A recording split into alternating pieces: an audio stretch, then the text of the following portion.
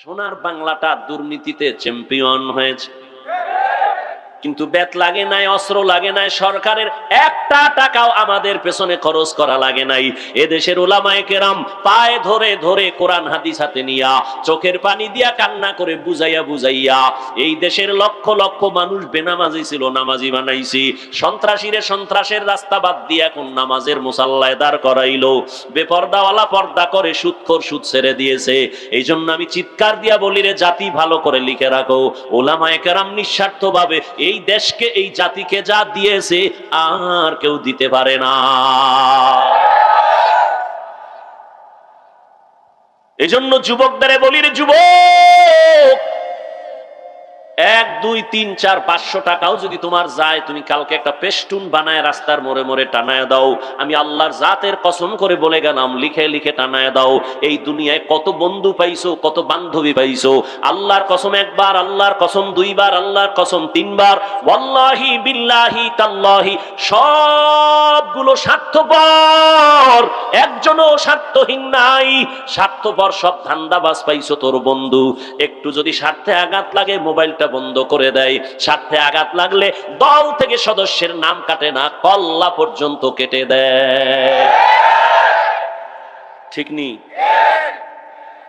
আল্লাহর কসম, রাস্তার মোড়ে মোড়ে ব্যানার টানা, লিখে দে এই জাতির জন্য, তোদের জন্য নিঃস্বার্থ পিওর আজীবনের একমাত্র কেবলমাত্র শুধুমাত্র তোদের কলিজার বন্ধু হলো এই জমিনের উলামায়ে কেরাম। আর সব ধান্দাবাজ, সব স্বার্থপর, কেউ তোদের আপন না, সবগুলো স্বার্থপর। একমাত্র নিঃস্বার্থ তোদের কলিজার বন্ধু উলামায়ে কেরাম। উলামায়ে কেরাম যা দিচ্ছে কেউ পারবে না। কিন্তু সেই আলেমের বিরুদ্ধে কি গালাগালি আর ফেসবুকে উল্টা পাল্টা। অথচ এই জমিনের মানুষ জান্নাতের পথ পাওয়ার এক ঠিকানাই হলো উলামায়ে কেরামের সোহবত। এজন্য আল্লাহ পাক বলেন, আমাকে ভয় কর, ইয়া আইয়ুহাল্লাযীনা আমানুত্তাকুল্লাহ, তাকওয়া অর্জন করো, আল্লাহকে ভয় করো। তাকওয়া এমন একটা পুঁজি, যদি অর্জন করতে পারো দুনিয়ায় তুমি বাদশা, পরকালেও তুমি বাদশা। নবীর চ্যালেঞ্জ দেওয়া দুইটা জিনিস এখনো যাদের কাছে আছে, এরা আগেও যেমন সম্মানে ছিল এখনো তেমন সম্মানে আছে। একদল পেরেশান, ঘুম নাই, বাড়ি গেল কই, টাকা কামাই করলাম গেল কই, ফুলের মালা কই। আর এক দলের টেনশন, দোকান কেমনে দেই, ব্যবসা কেমনে করি, কারে ধরি, কার পাও ধরে ধরে আবার চলতে হবে। কিন্তু আল্লাহর কোরআন আর রসুলের আদর্শ যারা ধারণ করে আছে উলামায়ে কেরাম, এদের কোনো চিন্তা নাই, কোনো পেরেশানি নাই। আগেও যেমন শান্তিতে আর সম্মানে ছিলেন এখনো তেমন আছে। আমাদের কোনো টেনশন আছে? কোনো টেনশন নেই। হেফাজতের মালিক কে? এই সম্মান আমরা টাকা দিয়া কিনি নাই। টাকার সম্মান টাকা ফুরাইলে থাকে না, আর আল্লাহর দেয়া সম্মান মরিয়া গেলেও থাকে। আল্লাহ সম্মান দেওয়ার জন্য দুইটা পুঁজি দিয়েছেন, কোরআনটারে ধরে রাখ, নবীর আদর্শ ধরে রাখ। এরে যুবক, জমিনের মধ্যে ১৫০০ বছর পর রহমতের নবীর আদর্শ যারা ধরে রাখছে তাদের দুনিয়ায় সম্মানের অভাব নাই, পরকালে তো আছেই। আবার এটাকে বুঝাবার জন্য তাবলীগওয়ালাদের বয়ান, পীর মাশায়েখের বয়ান, উলামায়ে কেরামের বয়ান, খতিব সাহেবদের বয়ান, বক্তাদের বয়ান। কিন্তু দুঃখ, ময়দানে তো মানুষের অভাব নাই। যদি আমি প্রশ্ন করি আল্লাহরে কারা কারা ভয় করেন, সবাই দুনো হাত উঁচু করে বলবে আপনাদের থেকে বেশি আল্লাহরে ভয় করি। অত সেখানে এমন আল্লাহর বান্দা আছেন আজকে ফজর পড়ে নাই, জহুর পড়ে নাই, আসর পড়ে নাই, মাগরিব পড়ে নাই, এশাও পড়ে নাই। এরকম আশিকে রাসূল নাই? কয় হুজুর টেনশন করেন কেন, নামাজ না পড়লাম গো, ঈমানটা তাজা আছে না নাই? জিন্দেগি মে বন্দগি তু করনা হে, জিন্দেগি মে बंदगी तू करना है,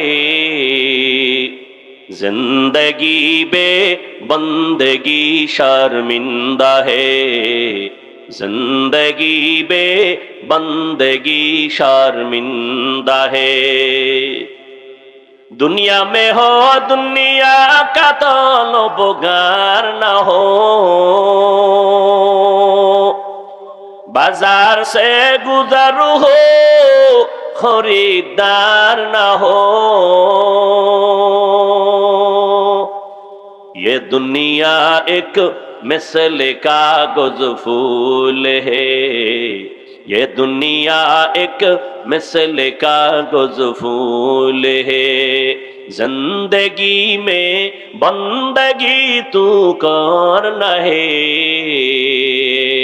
जिंदगी में बंदगी तू कर है। जिंदगी बे बंदगी शर्मिंदा है, जिंदगी बे बंदगी शर्मिंदा है। जिंदगी में बंदगी कुन बंदगी, जिंदगी बे बंदगी शर्मिंदगी। এরে নবীর উম্মত, কোরআন হাদিস আর আমল, আল্লাহর ভয় তাকওয়া যাদের মধ্যে থাকবে তাদের সামনে কোনো বেনামাজি কথা বলতে ভয় পাবে, অনুমতি নিবে, আদবে কথা বলবে। কিন্তু আজ তাদের সামনে কত উল্টা পাল্টা মানুষ বদ আচরণ করে, খারাপ আচরণ করে, করেনি? ইমাম সাহেব এক বেলার নামাজে যদি না থাকে, হঠাৎ করে ধমক। সাধারণ মানুষ কয়, হুজুর গেছিলেন কই? তুমি কে? আমি রিক্সার ড্রাইভার। তুমি পাওয়ার 5 টাকা মাসে বেতন দেই, এটার একটা পাওয়ার আছে। এর কারণ কি? কাকে দোষ দিবেন? কাকে দোষ দিবেন? শিয়ালের হাতে মুরগি দিয়া যদি বলেন 3 দিন পরে নিমু আমানত, পাবেন তো? ওরে জিন্দা তো দূরের কথা, মরাও তো পাবেন না। শিয়ালের হাতে মুরগি রাখলে যা হয়, সুদখোর বেনামাজি বেপরদাওয়ালার হাতে ধর্মের চাবি দিলে তাই হবে। এই দোষ তো আপনার, কাকে দিবেন? একজন আলেম যদি বলে আমাকে একটা ভোট দাও, তোমার জীবনের কোন সম্পদ আমি দিতে না পারলেও তোমার ইজ্জতের নিরাপত্তাটা দেওয়ার চেষ্টা করা হবে। কিন্তু ভোটের আগের রাত্রে, ভোর রাতের হাদিয়া ভাইয়া অন্তর অন্য দিকে যায়। আল্লাহ হেদায়েত দান করুন। এরে নবীরা আসে কয়, হুজুরের রাজনীতি আবার কেন? আল্লাহর কসম, এই জমিনের মধ্যে পবিত্র রাজনীতি আল্লাহ কোরআনের দ্বারা প্রমাণ করেছেন। আর এই রাজনীতির একমাত্র শ্রেষ্ঠ শিক্ষক হলো আমার নবী।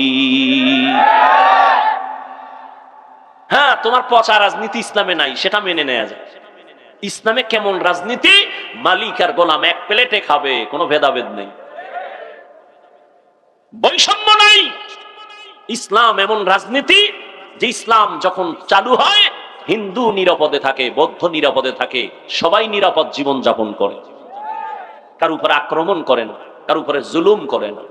এজন্য দুনিয়ার সমস্ত জালেম দুর্নীতিবাজরা ইসলাম চায় না, কারণ ইসলাম এসে গেলে চোর চুরি করতে পারবে না। ইসলাম দুনিয়াতে আসলে ডাকাত ডাকাতি করার রাস্তা খুঁজে পাবে না। ইসলাম আসলে দুর্নীতিবাজ দুর্নীতি করতে পারবে না। এজন্য সমস্ত দুর্নীতিবাজ, চোর, ডাকাত এরা ইসলাম চায় না, মুখে মুখে বলে, আসলে চায় না। আল্লাহ হেদায়েত দান করুন। ইসলামে রাজনীতি নেই, তাহলে কি বুঝলো? কয় যে কোরআন আর ইসলাম সর্বদিক থেকে কমপ্লিট, কিন্তু রাষ্ট্রের ব্যাপারে ইসলাম আর কোরআন শরীফটা দুর্বল। তাই তো?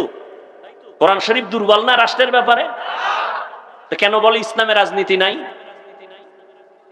আল্লাহ হেদায়েত দান করুন। ইউসুফ নবীর ঘটনা আসেনি কোরআনে? সত্য কথা বলেন, এই মানেন আর না মানেন, স্বীকার করেন, আসেনি? বসেন আপনি বাংলা লইয়ার, আমি আরবি তর্জমা বলি। টোটালটাই সূরা ইউসুফ, সব রাজনীতির বয়ান। সুলাইমান নবীর ঘটনা আছে, সব রাজনীতির বয়ান। বসেন আমি ধরে দেখায় দেই। মসজিদে রাজনীতি চলবে না, ইমাম নিরপেক্ষ থাকতে হবে। যদি তাই হয়, ইমাম যদি নিরপেক্ষ থাকতে হয়, কমিটির প্রত্যেকটা মানুষ নিরপেক্ষ থাকতে হবে, না হয় দায়িত্বে রাখা যাবে না। আর কমিটির লোক যদি রাজনীতি করে, ইমামও রাজনীতি করবে। কমিটির লোক করবে পচা রাজনীতি, ইমাম করবে পবিত্র রাজনীতি। কি ঠিক আল্লাহ জানে কতক্ষণ থাকে এই ঠিকের মেয়াদ। আল্লাহ হেদায়াত দান করুন। যতই মাস্তানি আর ধান্দাবাজি করেন, ইসলাম ছাড়া জমিনে শান্তি দিতে পারবে না কোনো চান্দু। চাপাবাজি করবে মরণ পর্যন্ত, শান্তি দিতে পারবে না ইসলাম ছাড়া। কেউ পারেনি, পারবেও না। পরাশক্তি নমরুদ, পরাশক্তি ফেরাউন ব্যর্থ হয়েছে, কেউ পারেনি। মক্কার মানুষ লম্পট, চরিত্রহীন। রহমতের নবী আসছেন, মানুষের নামে জান্নাতের টিকিট চলে আসছে। আচ্ছা বাদ দেন, ওই তো বহুত দূরের কথা। বর্তমান আমাদের বাংলাদেশে কিছু চেয়ারম্যান আছে, নগদ চেয়ারম্যান, হুজুর আলেম, জানেননি? জানেননি? আমাদের বক্তা হেদায়েতুল্লাহ আজাদি দামাত বারাকাতুহুম, ওদিকে বিবারিয়া আছে আমজাদ হোসেন আশরাফি দামাত বারাকাতুহুম, ওদিকে মাগুরাতে আছে মুসাফুরি সাহেব বক্তা, চেয়ারম্যান। সারা বাংলাদেশের চেয়ারম্যান এক জায়গায় নেন, আর এই কয়েকজন আলেম চেয়ারম্যানই করে। খবর নেন তো কারা শান্তিতে আছে? লক্ষ্মীপুর, লক্ষ্মীপুর না, ওই যে কমলনগর, খালেদ সাইফুল্লাহ সাহেব এবছর উপজেলা নির্বাচনে চতুর্মুখী ষড়যন্ত্রের মাঝে বিজয় হয়েছেন। নিজে সরকারি বরাদ্দ চাউল সাইকেলে করে নিয়ে নিয়ে মানুষের বাড়ি দিয়ে, এর নাম ইসলামী রাজনীতি। বয়ান চলতেছে, জিরো ফলাফল, জিরো। কেন? কিয়ামত পর্যন্ত বয়ান করলেও ফলাফল আসবে না যতদিন পর্যন্ত আল্লাহর ভয় অন্তরে না আসবে, তাকওয়া না। আর কে দারত খৌফে হকদার দিল মাদাম, জান্নাতুল মাওয়া দেহাদ উরা মাকাম, জুজবা হাকচি জে মাখাজ ইনসুজা, ফজলে উআ মস্তে দর জুমলা জাহা। আপনাদের খারাপ লাগে? একটু ঘুম কম হবে আজকে, এই তো। ওলামায়ে কেরাম তো জীবনেও ঘুমান না। কই ঘুম? মসজিদের ইমাম মনে হয় রিমান্ডের ভেতরে আছে, এক রাকাত দেরি হইলেই জবাবদিহি তার কাঠ গড়ায়। বেনামাজিরা দাঁড়ায় যায়, সভাপতি সুদ্ধা জিগায় গেছিলেন কই? আর সভাপতি যে জুমা ছাড়া যায় না, তারে কেউ জিগাবার সুযোগ পায় না। ঠিক নি? সভাপতি আয় সবার শেষে, জায়নামাজটা রেডি, বিদেশি জায়নামাজ তো, বেদবি করা যাবে না। সভাপতি জায়নামাজ একেবারে লেভেল পজিশনে রাখা, সবার শেষে ঢুকছে। ইমামের বয়ান টয়ান শুনে না। কেন? কয় ইমামের বয়ান খুব আগুন, এটি সামনে বসলে জ্বলে যাইব। কারণ ইমাম সুদের বয়ান করে, সহ্য করা যায় না। ইমাম ঘুষের বয়ান করে, সহ্য করা যায় না। কয় ইমাম খুব গরম, ঠান্ডা ইমাম আনো। এটার বাদ দাও। গরম ইমাম বাদ দিয়া ঠান্ডা ইমাম আনছে। কিছুদিন পরে কয় ইমাম সাহেবের ইমান দুর্বল। আবার সালাম ফিরানের পরে দৌড়ায়, সুন্নতের খবর নাই। এই দোষ খালি সভাপতির নেই, আপনাকে আছে না? ইমাম সাহেব, খতিব সাহেব সালাম ফিরাইলে যে একটা তুফান শুরু হয় মসজিদে, কে কার আগে যাবে। একজনে এমন দৌড় দিছে, আর একজন আর জোতা লয়া দৌড়। ধরা খাইলে কয় টেস্ট করলাম, বাঙালি তো, বাঙালি না। কয় ভাই দাওয়াত, কয় আলহামদুলিল্লাহ। কয় আপনার বাড়ি? কয় নওজুবিল্লাহ। হায় হায় হায়, কিছুক্ষণ বসবেন তো ইনশাআল্লাহ। যাদের গুনাহ টুনা নাই এরা দোয়ার আগে চলে যায়, অনুমতি দিন। আর যাদের গুনাহ আছে বইসেন, কাইন্দেন, তওবা কইরেন। কালকের দিনটা আপনার বাঁচার গ্যারান্টি নাই। আপনি ঘুমাবেন, চির ঘুম হতে পারে, ঠিক না? কি অর্জন করলেন যুবক, কি অর্জন করেছো? তুমি মইরা গেলে তোমার আব্বা আম্মা কি নিয়ে তোমাকে স্মরণ করবে? তুমি মা বাবার সাথে বেয়াদবি করছো, এইটা স্মরণ করবে।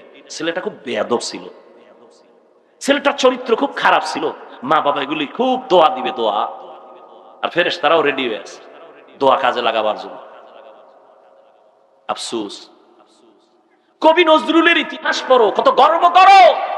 ও যুবক, তোমার মতো সারা রাত মোবাইলে আকাম করলে কবি নজরুলের নাম কেউ নিত না। আমি তোমাদেরকে যত বয়ান করি, ভয় পাইও না যে আমি তোমাকে আজকে হুজুর বানায় যাব, না, কোনো ভয় নেই। তুমি স্কুলে পড়ো আলহামদুলিল্লাহ, কলেজে পড়ো আলহামদুলিল্লাহ, চাকরি করো আলহামদুলিল্লাহ, ব্যবসা করো আলহামদুলিল্লাহ, ভয় নাই। তুমি লেখাপড়া করে একজন ডাক্তার হও, দোয়া করি। ইঞ্জিনিয়ার হও, দোয়া করি। প্রফেসর হও, দোয়া করি। তবে দাবি আমার একটা, এরে যুবক, ব্যবসায়ী হও, চাকরিজীবী হও, ডাক্তার হও, ইঞ্জিনিয়ার হও, প্রফেসর হও, কিন্তু দাবি আমার, অনুরোধ বেয়াদব হইও না। তোমার আচরণে যেন কখনো মা বাবা কষ্ট না পায়, তোমার ব্যবহারে যেন কখনো আলেম ওলামারা কষ্ট না পায়, তোমার আচরণে যেন এলাকার কোনো মুরব্বী কষ্ট না পায়, তোমার ব্যবহারে যেন কখনো বন্ধু বান্ধব কষ্ট না পায়। হাত উঠাইয়া বরদোয়া করা লাগে না। যদি মা বাবায় কষ্ট পায়, আমার আল্লাহর আরশে আজিম পর্যন্ত ধাক্কা লেগে যায়, আল্লাহ বেজার হয়। ওই চাকার তলে এমনিই তোর মাথা যায় না, কার বরদোয়া নিছো না জানি, কোন দাড়িওয়ালার সাথে বেয়াদবি করেছো, বরদোয়া চলে আসে। মাঝে মাঝে অনেক যুবকের খবর আমরা শুনি, রিকশায় যাইতেছে, 5 টাকা বেশি কমের জন্য বুড়ার গায়ে হাত দিছে, বুড়ার গায়ে একটা থাপ্পড় লাগায় দিছে। রিকশা ড্রাইভার একটা থাপ্পড় খায় কান্না করে, ও মালিক, এমন গরিব বানাইছো, আমার একটা ছেলে আছে, একটা মেয়ে আছে, বিয়া দিলাম, জামাইটাও আমারে জ্বালায় যৌতুকের জন্য। আমার ছেলে বউ পাই আর খবর নেয় না, আমার স্ত্রীর নিয়ে দুমুঠো খানার জন্য আমি রিক্সা নিয়ে রাস্তায় বের হইলাম। আজ আমার ছেলের বয়সী যুবকটা আমার গালে চর মারলো। ও আল্লাহ, তুমি ছাড়া আমার কেউ নাই। মুরব্বী যখন আল্লাহ কইয়া ডাক দেয়, 1 সপ্তাহ না যাইতেই যুবকের মাথা চাকার তলে ঢুকে যায়। বেয়াদব হইস না, পায়ে ধরে বলছি। মা বাবার বরদোয়া নিস না রে বাবা, ওলামায়ে কেরামের বরদোয়া নিস না, পায়ে হাত রেখে বলি, অনুরোধ করে বলি, মুরব্বীদের বরদোয়া নিও না, শিক্ষকের বরদোয়া নিও না রে যুবক। ডাক্তার হইও বেয়াদব হইও না, ইঞ্জিনিয়ার হইও বেয়াদব হইও না, তুমি একজন প্রফেসর হইও বেয়াদব হইও না, তুমি ভালো ব্যবসায়ী হও বেয়াদব হইও না, ভালো চাকরিজীবী হও বেয়াদব হইও না। তোমার ব্যবহারে যেন কলিজা ঠান্ডা হয়, মা বাবায় কলিজা ভরে দোয়া করে। ও আল্লাহর বান্দা, সেটা হওয়ার জন্য লাগবে তোমার সুন্দর চরিত্র। আর বর্তমানে চরিত্র জবাই করার একমাত্র মাধ্যম হলো গজবের মোবাইল। এই মোবাইলের দ্বারা সারাটা রাত শুয়া শুয়া কত গুনাহ করো আমার মাওলা তো জানেন। দেখেন, কানের মধ্যে গানের তার লাগাইয়া তুই ঘুমাও, একটু কি ভয় লাগে না? ঘুমের মধ্যে যদি আজরাইল তোর দানটা কবজের জন্য হাজির হয়, আজরাইল আসিয়া যদি দেখে তোর কানে গানের তার লাগানো, আমার মাওলার কাছে কি জবাব দিবে রে বাবা? চিন্তা কর। ওর এই কথাগুলো আমি হিন্দুদের মন্দিরে যাইয়া যদি বয়ান দিতাম, খ্রিস্টানদের গির্জায় গিয়া বয়ান দিলে মনে হয় ওরা পাগলের মতো আমার মাওলারে ধরতো, নবীরে ধরতো। আর তোমাদেরকে 12 মাস পায়ে ধইরা বয়ান করি, তুমি কেন মানতেছো না? অথচ তুমিও মুসলমান, আমিও মুসলমান। তোমার আমার আল্লাহ এক নাকি 2 জন? তোমার আমার আল্লাহ, তোমার নবী আমার নবী এক, তোমার কোরআন আমার কোরআন এক, তোমার কাবা আমার কাবা এক, তোমার ধর্ম আমার ধর্ম এক, তোমার কালেমা আমার কালেমা এক। দুনিয়াতে আসছি তাও এক। বিদায় বেলা সবার জন্য কাফন হবে 3টা, কালার হবে আলাদা। আমি বক্তার সম্মানে একটা কাপড় কেউ বাড়াইয়াও দিবে না। একজন রিকশার ড্রাইভার যদি মরে যায়, গরিব হওয়ার কারণে একটা কাফন কেউ কমাইয়াও দিবে না। আমি বান্দাকেও 3টা কাফন, গরিব রিকশার ড্রাইভারেরও 3টা কাফন, কালার হবে সবার সমান। আজকে আমি বক্তা ভাব দেখাই, তুমি ডাক্তার ভাব দেখাও। আমি রোগী দুর্বল, তুমি টাকার বাহাদুরি করো। যতই বাহাদুরি করো না কেন, সাদা কাফনের প্যাকেট যেদিন হইবা, সব বাহাদুরি শেষ হয়ে যাবে। কোটি টাকার মালিকই দেখো, অভাব হয় না দূর, গরিব ঘুমায় আরাম করে মনটা বাহাদুর। ফেরাউনের লাশটা দেখো মিশর জাদু ঘরে, খায় না মাটি পোকা মাছি সবাই ঘৃণা করে। হৃদয়ে থাকিবে যার নম্রতা সদা, রহমত আসিবে সেথা প্রভুর ওয়াদা। বড়র বড়াই থাকলে দিলে রহমত আসবে না, নিজেকে নিজে ছোট মনে করিও সদা।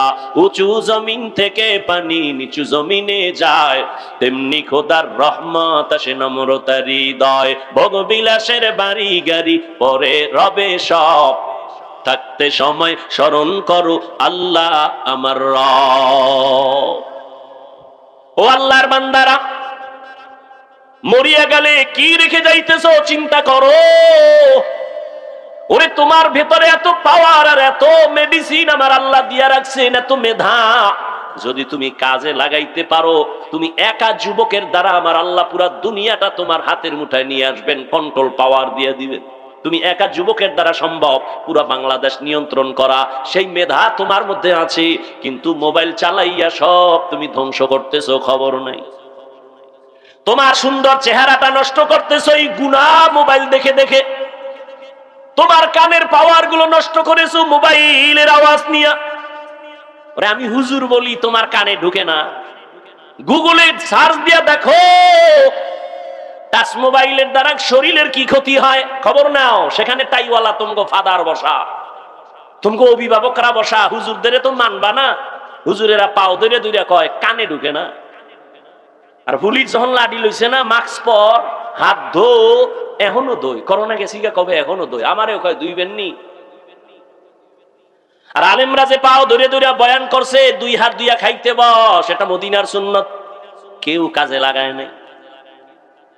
এর যুবক, এই মোবাইলের দিকে তাকাইয়া চোখের পাওয়ার নাই, বুকের হাড় দুর্বল হয়ে গেছে, মেধা দুর্বল, চোখের পাওয়ার, কানের পাওয়ার দুর্বল, চেহারাটা 40 বছর পর্যন্ত নষ্ট হবে না, কোনো মেডিসিন লাগবে না, ক্রিম লাগবে না, হার্বালের কোনো ক্রিম লাগবে না, 40 বছর পর্যন্ত চেহারা থাকবে উজ্জ্বল। আল্লাহ ওভাবে বানাইছেন। দেখো না বয়ান আর কতক্ষণ করব, ধৈর্য আর আপনাদের কি হবে জানি না। তুমি শীতের মধ্যে হাত মুজা, পা মুজা, পুরা বডি আটকানো, চেহারাটা খোলা, যত রৌদ্র চেহারায়, বালু চেহারায়, ঠান্ডা চেহারায়, ধুলা চেহারায়, কিন্তু গোসলখানায় গিয়া যেই বডি আটকায় রাখছিল, ময়লা ঢুকে নাই, বালু ঢুকে নাই, কিন্তু দেখবা চেহারা খোলা ছিল, বালু ময়লা সব লাগছে ঠিক, কিন্তু তোমার চেহারা ছাড়া বাকি অংশগুলো সাবান না দিয়া মেসেজ না করলে পরিষ্কার হয় না। আর চেহারায় এত ধুলাবালু রৌদ্র লাগলো, সামান্য পানি দাও, চেহারা পুরো বডির থেকে পরিচ্ছন্ন হয়ে। আর সেই চেহারাটা নষ্ট করেছো মোবাইল দেখে।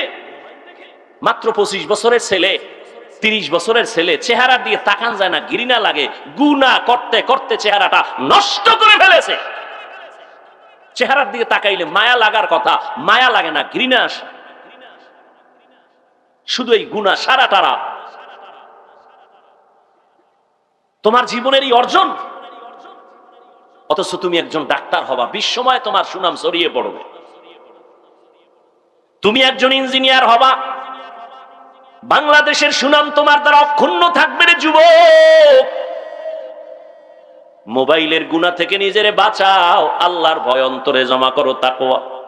আর এই তাকওয়া নিজে নিজে অর্জন করা যায় না, যাদের কাছে তাকওয়া আছে তাদের থেকে অর্জন করো। এজন্য আল্লাহ বলেন কুনু মা'আস সাদিকিন। আল্লাহর প্রিয় বান্দা যারা সত্যবাদী, এদের বন্ধু হয়ে যাও, এদের সাথে সম্পর্ক লাগাও।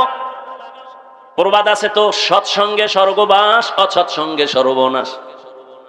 আমাকে একটা নগদ, আপনারা দেখেন একটা প্রমাণ, নগদ জবাব দেন।